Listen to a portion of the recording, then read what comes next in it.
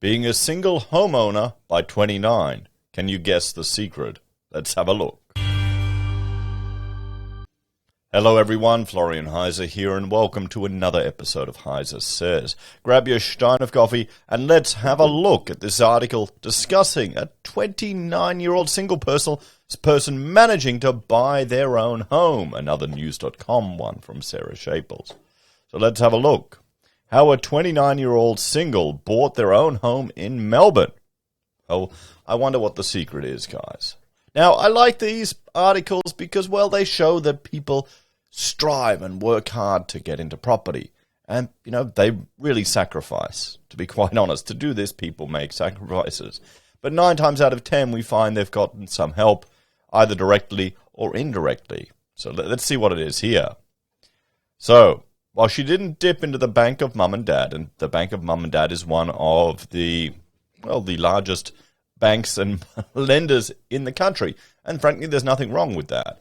If mum and dad have made a lot of money on property, they've got equity, and then they can maybe take a loan or borrow some of that for the kids or act as a guarantor, it's their choice. Let them do it. I mean, particularly if they got lucky and made all this money on property doing bugger all. Because you know, guys, we all know there's a lot of people that have had great success in property simply through the time and luck. You know, you can't really take that success you had in property if it's gone up to the moon just because you happen to buy at the right time and transfer that to another business or skill opportunity. Sometimes it doesn't work like that. Luck can't transfer. You know, one Melbourne woman did this using one controversial method to get enough money for a home deposit. Elise Lewis was on a mission to save a 20% deposit all by herself, but realized that the 5 years it would take her would mean she'd be priced out of the market as property would be so much more expensive. She's been saving for around 2 years and for most of the time was a uni student working casually, but she still managed to put away $1,500 a month on average, all while renting a place on her own. So there you go. This is a bit different here. So she was not living at home and renting. So, I mean, good on her, $1,500 a month, not bad as a student. The 29-year-old said she had a monthly budget, which included eating most meals at home, keeping weekends low-key, cutting her spending on clothing and not grabbing takeaway coffee. Now, takeaway coffee, you'd be shocked at how much it adds up, guys. If you've got a mortgage, make micro additional payments. Instead of going out and buying coffee, get a 7-Eleven $1 coffee for a week, and then every day, that extra $4, transfer it then and there when you're sitting in the car off the mortgage. Just get on the phone, just transfer another $4 to that mortgage account, and you'll see by the end of the week, going, oh, wait a minute, there's a little bit more here. Do it for a month. Do it for a quarter, and notice the difference. And you'll be surprised. And then it starts to get addictive. What I would suggest you do is you lower, if you're on variable, you lower your repayment. And the goal is just to get that as low as you can. And it doesn't matter. You just chuck more money off it, any spare money you have off the mortgage, so you're paying above. If you can. If you're on fixed, be careful you don't go over the amount you can pay off extra. But then it'll turn into a game. It'll turn into a game. Where can I get some extra money to chuck off the mortgage? Same thing here with savings. The only problem is, the only advantage is in the mortgage, you're actually saving the interest rate. When you're saving cash, you're getting bugger all these days. So, she'd also tracked her outgoings over a month to find out where her money was going. The Melbourne resident admits the pursuit of a 20% deposit was driven by a lack of education around home ownership. I didn't know about lender's mortgage insurance and thought that was an extra level of stress, but the more I learned, I felt a bit more accepting of the situation and realized this is the way it is, she told news.com. But I made it feel more manageable. I just thought, is it going to be possible to save $100,000 in 5 years' time? And is there going to be a property for $500,000 anymore? She built up $35,000 for a home deposit, and it was a controversial scheme that helped her out. Last year, she decided to dip into her super and take out $10,000 through the federal government's early release of superannuation scheme. Aha, okay. Now this is the secret here, guys. Now, I guarantee you a lot of people took that super money out. And, well, we've seen it before. Most of them paid off debt. The majority of people were paying off debt with this. Sure, we saw articles about people getting boob jobs and gambling it away and pissing it up on stuff, but that was all super fund, union-controlled super fund, propaganda.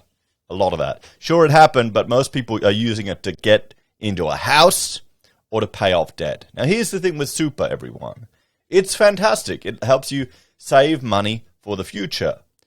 But the problem is, you get people that are getting 10% of their savings capacity locked away in a scheme where they can't even access it until they're 65.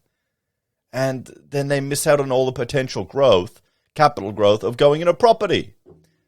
Now, the previous generations weren't forced by the state to lock money away like that. They had access to all of it, so they could get into property, and then they could reap all the property gains. And then they stacked the political system to protect property. So, yeah, I see the advantages of super, guys, but I also am frustrated that it's forcing people to lock money away. And, there'll be more and more calls to open it up, to allow people to access it for housing, and, well, you know what it's going to do then. It's since emerged that $37.3 billion was sapped from retirement funds under the plan. In February, the industry super fund, so union-controlled, Chief Executive Bernie Dean said the government scheme had impacted younger workers who were likely going to be poorer at retirement. What's better? Being poorer at retirement with super money, but having your own home. Who do you think has the better outcome? And just think, what about stress? What about stress rather than renting all the time? Having to deal with inspections, rent increases.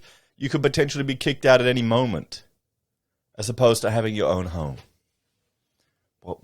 What does it matter? Having an extra couple $100,000 in retirement or living 40 years with less stress? Maybe that's just the age I'm getting at now. So, she had no regrets about accessing her retirement money, as she always wanted to buy a home and was sick of the instability that came with renting.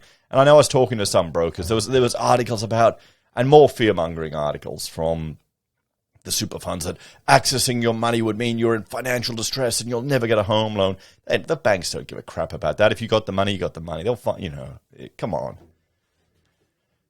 Just wait. It's already back up to where it was a year ago.